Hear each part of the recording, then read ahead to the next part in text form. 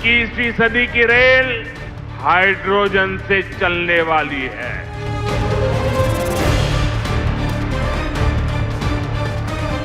नमस्कार, मैं हूं आपके साथ हेमंत कुमार और आज बात देश की पहली हाइड्रोजन ट्रेन की, क्योंकि प्रधानमंत्री नरेंद्र मोदी ने शुक्रवार को देश की पहली हाइड्रोजन ट्रेन को हरी झंडी दिखा करके रवाना किया है। आज यहां से देश को पहली हाइड्रोजन ट्रेन मिली है। ये ट्रेन जींद से सोनीपत के बीच चलेगी और साथ ही हाइड्रोजन फ्यूल से चलने वाली इस ट्रेन को शुरू करने वाला जो भारत है वो पूरी दुनिया का 5वां देश बन गया है। इससे पहले अगर हम देखें तो जर्मनी, फ्रांस, स्वीडन और चीन में ही हाइड्रोजन ट्रेनें चल रही हैं। लेकिन इस ट्रेन की खासियत क्या है, इसको ज़रा इस वीडियो में जानेंगे। साथ ही ये भी समझेंगे कि इस खास मौके पर जब देश की पहली हाइड्रोजन ट्रेन को प्रधानमंत्री नरेंद्र मोदी ने हरी झंडी दिखा करके रवाना किया तो उन्होंने इस खास मौके पर क्या कुछ कहा, उस पर भी इस वीडियो में बताएंगे। तो चलिए शुरुआत पहले इसी बात से करेंगे कि आखिरकार ये हाइड्रोजन ट्रेन जो है वो देश की, उसकी खासियत क्या है। क्योंकि एक बार फ्यूल भरने के बाद में ये जो ट्रेन है वो 356 किलोमीटर तक चलेगी। साथ ही साथ अगर इसकी डिज़ाइन को लेकर के स्पीड अगर हम देखें तो 110 किलोमीटर प्रति घंटे की मैक्सिमम इसकी स्पीड है हाइड्रोजन ट्रेन की। अब आते हैं हाइड्रोजन की खपत कितनी होगी, क्योंकि रोजाना 300 किलोग्राम हाइड्रोजन की खपत जो है प्रतिदिन के हिसाब से इसमें होगी।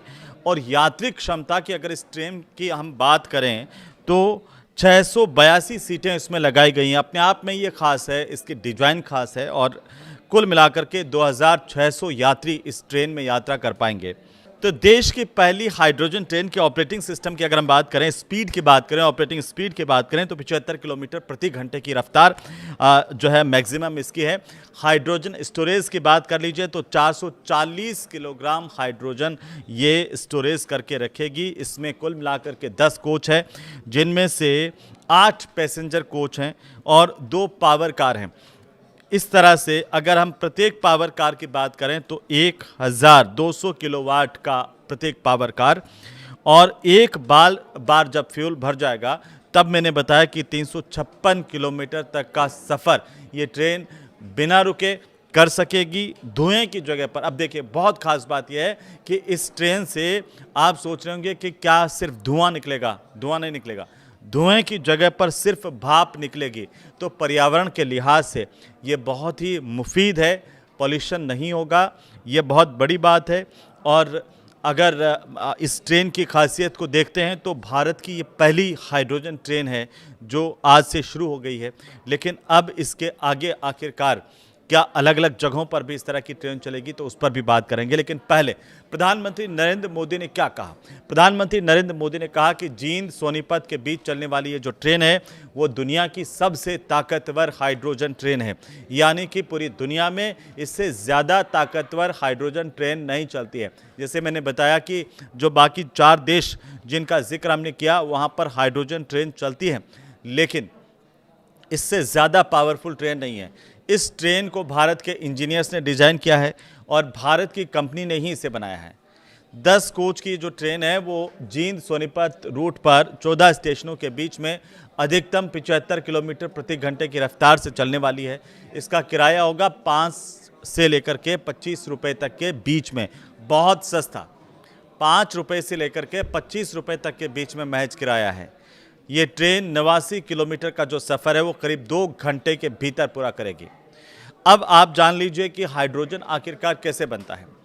तो H2O यानी कि पानी हाइड्रोजन और ऑक्सीजन से मिलकर के बनता है, और जब पानी को बिजली के ज़रिए हम एक खास प्रोसेस के ज़रिए 2 हिस्सों में बांट देते हैं जिसमें हाइड्रोजन और ऑक्सीजन अलग अलग कर देते हैं, तो इस तरह से ये हाइड्रोजन बनता है। लेकिन अब एक और महत्वपूर्ण सवाल आपके दिमाग में आ रहा होगा कि हाइड्रोजन ट्रेन आखिरकार कैसे चलती है। क्योंकि इस ट्रेन का इतना जिक्र हो रहा है तो ये भी जान लीजिए कि ये कैसे काम करती है। हाइड्रोजन ट्रेन को आप ऐसे समझ सकते हैं जैसे ट्रेन के अंदर ही एक छोटा सा बिजली घर लगा दिया हो। इसमें हाइड्रोजन गैस से बिजली बनाई जाती है और उसी बिजली से ये जो ट्रेन है वो चलती है। ये धुआं नहीं छोड़ती, ये सिर्फ भाप छोड़ेगी। 1 किलो हाइड्रोजन से कितनी दूर तक ये ट्रेन जा सकती है, तो इसकी जानकारी ये मिली है कि भारतीय रेल ने अभी इसके आंकड़े हालांकि जारी नहीं किए हैं, लेकिन जो मीडिया रिपोर्ट्स हैं वो ये कह रही हैं कि ये ट्रेन रोज़ाना 2 चक्कर लगाएगी, जिनमें 356 किलोमीटर की दूरी तय की जाएगी और अनुमानित 300 किलोग्राम हाइड्रोजन की इसमें खपत होगी। इस हिसाब से ये ट्रेन 1 किलो हाइड्रोजन में करीब 1.5 किलोमीटर का सफ़र करेगी। इस हाइड्रोजन ट्रेन के जरिए जींद सोनीपत रूट पर इसे सबसे पहले क्यों चुना गया, ये सवाल भी सबके मन में आ सकता है। इसकी 2 वजह है। पहली वजह यह है कि इस रूट पर ट्रैफिक कम है, रोज़ाना 8 ट्रेनें इस रूट पर चलती हैं, और दूसरी जो बड़ी वजह है वो यही है कि दिल्ली के पास में है, दिल्ली के नज़दीक है। जींद और दिल्ली की जो दूरी है वो 145 किलोमीटर के करीब है। रेलवे निगरानी के लिए तकनीकी मुहैया करना और पायलट ट्रायल करना इससे आसान हुआ है। ये नॉन इलेक्ट्रिफाइड वाला ब्रॉडगेज मार्ग है और इसीलिए इस मार्ग को चुना गया। ये 2 वजह खास हैं जो मैंने आपको बताई, लेकिन क्या भारत के अन्य रूटों पर भी इस तरह की ट्रेन चलेंगी, ये सवाल भी अब पूरे देश के मन में आ रहा है। तो हाँ, सरकार की तरफ से हाइड्रोजन फॉर हेरिटेज योजना चलाई जा रही है और इसके तहत देश के अलग अलग ऐतिहासिक जो हेरिटेज और पहाड़ी रूट है उन पर इस तरह की 5 हाइड्रोजन ट्रेनें चलाने की योजना अभी शुरुआती तौर पर है।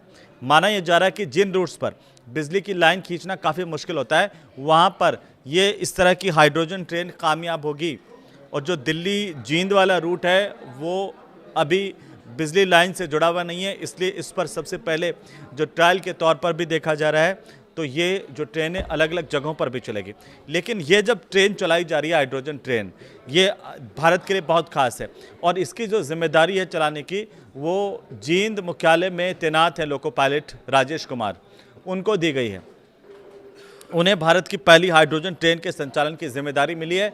अब राजेश कुमार ने मीडिया से बातचीत करते हुए जानकारी इस ट्रेन के बारे में दी कि हाइड्रोजन ट्रेन पूरी तरह से एक नई तकनीक पर आधारित है। इसमें पारंपरिक ट्रेनों की तुलना में अगर हम देखें तो ज़्यादा पावर है, ज़्यादा कैपेसिटी है।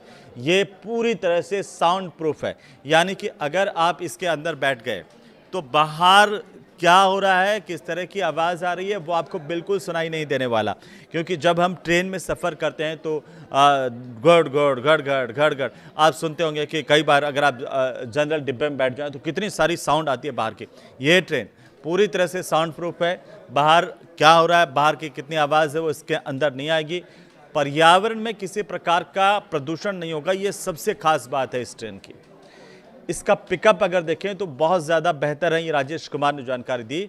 उन्होंने कहा कि पिकअप बेहतर होने से ट्रेन का संचालन ज़्यादा सुगम और प्रभावी भी होता है। अब राजेश कुमार ने यह भी बताया है कि लोको पायलट का चूँकि यात्रियों से सीधे संवाद भी नहीं होता, यदि किसी यात्री को सहायता की ज़रूरत होती है तो लोको पायलट ट्रेन मैनेजर से संपर्क करता है। इसके बाद train manager public address system के जरिए यात्रियों तक सूचना पहुँचाता है और आवश्यक सहायता उपलब्ध करवाई जाती है। उन्होंने ये भी जानकारी दी है कि इस ट्रेन में हाइड्रोजन फ्यूल सेल लगाया गया है। फ्यूल सेल में करीब 8.5 बार के दबाव से हाइड्रोजन गैस भेजी जाती है, जबकि दूसरी तरफ से ऑक्सीजन प्रवेश करती है और दोनों के बीच होने वाली जो रासायनिक प्रक्रिया है उससे बिजली बनती है, जल वाष्प यानी कि भाप बनती है और पानी जो है वो भी पैदा होता है। अब भाप ऊपर उड़ा दी जाएगी, पानी को वापस से इसमें काम में ले लिया जाएगा, क्योंकि बिजली ट्रेन को चलाने का जो बिजली निकलेगी वो इस ट्रेन को चलाने का काम करेगी और जल वाष्प जो भाप है वो वातावरण में ऊपर निकल जाएगी। जैसे ट्रेनों में आप ऊपर देखते हैं धुआं निकलता था, इसमें सिर्फ भाप निकलेगी और जो पानी है इसका बचा हुआ वो नीचे निकल जाता है। यही वजह है कि हाइड्रोजन ट्रेन को पर्यावरण के बिल्कुल अनुकूल माना जाता है। शून्य उत्सर्जन है इसका, ज़ीरो एमिशन है और ये इस तरह की तकनीक वाली ट्रेन मानी जा रही है। अब प्रधानमंत्री नरेंद्र मोदी ने इसकी कुछ खासियतें बताई हैं, कुछ बातें उन्होंने कही हैं, उन पर भी गौर फरमाते हैं, क्योंकि पीएम मोदी ने elevated railway track, 2 medical college समेत 8 प्रोजेक्ट्स का भी उद्घाटन यहाँ पर किया, शिलान्यास किया है। वहीं पीएम मोदी के संबोधन की अहम बातें आप जान लीजिए, क्योंकि रेलवे में उन्होंने कहा कि बड़ा ये बदलाव है, एक तरह से डीजल पर जो निर्भरता है वो कम हुई है।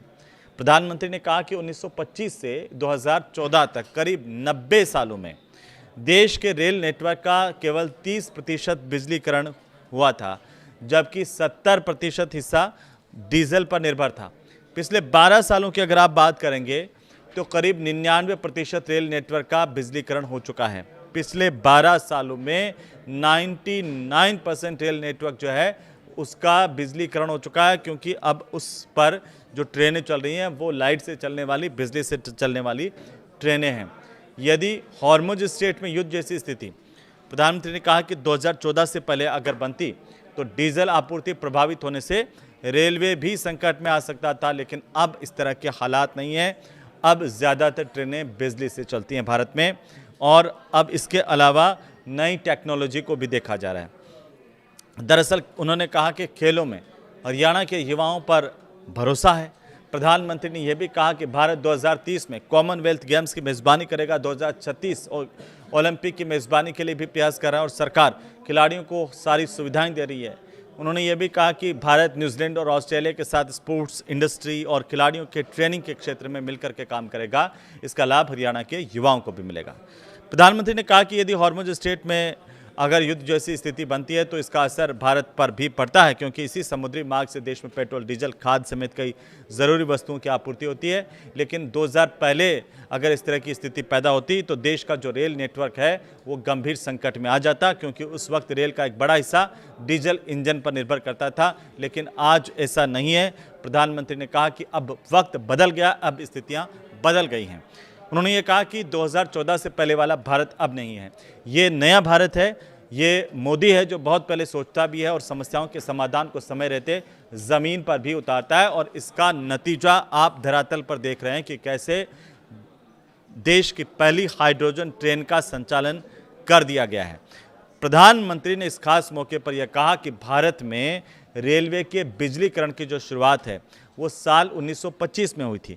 यानी 1925 से लेकर के अगर आप 2014 तक के पीरियड को देखते हैं तो करीब 90 साल जिनमें देश के रेल नेटवर्क का केवल 30% बिजलीकरण हुआ, जबकि 70% हिस्सा अभी भी डीजल इंजनों पर निर्भर था। लेकिन उसी रफ्तार से उन्होंने कहा कि अगर जैसे पहले काम चलता था उसी रफ्तार से अगर काम चलता तो पूरे रेल नेटवर्क का 100% बिजलीकरण होने में करीब 200 साल और लग जाते। लेकिन पिछले 12 सालों में स्थिति बदल गई। अब देश के करीब 99% रेल नेटवर्क का जो बिजलीकरण है वो पूरा हो गया है, और इससे रेलवे की डीजल पर निर्भरता काफ़ी कम हो गई है। डीजल का संकट होने के बावजूद भारत की रेलें नहीं रुकी। प्रधानमंत्री ने कहा कि ट्रेन निरंतर चलती रही है। प्रधानमंत्री ने कहा कि फिलहाल ये जो ट्रेन है वो करीब 90 किलोमीटर रूट पर चलेगी, लेकिन भविष्य में इसके विस्तार की अपार संभावनाएं हैं। उन्होंने कहा कि हम लगातार शोध करते रहेंगे ताकि इसकी लागत को हम कम कर सकें और इसकी दक्षता यानी कि इसकी जो एफिशिएंसी है उसको हम बढ़ा सकें। अभी दुनिया में केवल 3-4 देशों के पास ही हाइड्रोजन ट्रेन संचालित करने की क्षमता है, और वहाँ भी ये तकनीक अभी शुरुआती दौर में है। और ऐसे में भारत की जो हाइड्रोजन तकनीक है और ये जो क्षमता है वो पूरे देश के लिए गर्व की बात है, पूरे देश के लिए अभिमान की बात है, खुश होने की बात है, क्योंकि जींद से सोनीपत के बीच में चलने वाली ये जो हाइड्रोजन ट्रेन है वो दुनिया की सबसे शक्तिशाली हाइड्रोजन ट्रेन है। इसकी क्षमता 3200 हॉर्स पावर के है। इसके साथ ही इसका जो परिचालन दूरी के लिहाज से भी अगर हम देखें तो दुनिया की सबसे लंबी हाइड्रोजन ट्रेन की जो सेवाएं हैं उनमें से ये एक है। इस हाइड्रोजन ट्रेन को भारत के ही इंजीनियर्स ने डिज़ाइन किया है। खास बात यह भी है कि भारत की ही कंपनी ने इसे पूरी तरह से बनाया है, यानी कि ये पूरी तरह से स्वदेशी है। अब जिंद में और इंफ्रास्ट्रक्चर इसकी वजह से बढ़ेगा, कई और कंपनियां भी आएंगी, और ये भारत में ट्रेन के इतिहास में एक नए युग की शुरुआत मानी जा रही है। आप इसे कैसे देखते हैं, हमें इस कमेंट के माध्यम से ज़रूर बताइए, और ये वीडियो अगर आपको अच्छा लगा हो तो आप इसे ज़रूर शेयर कीजिए। नमस्कार।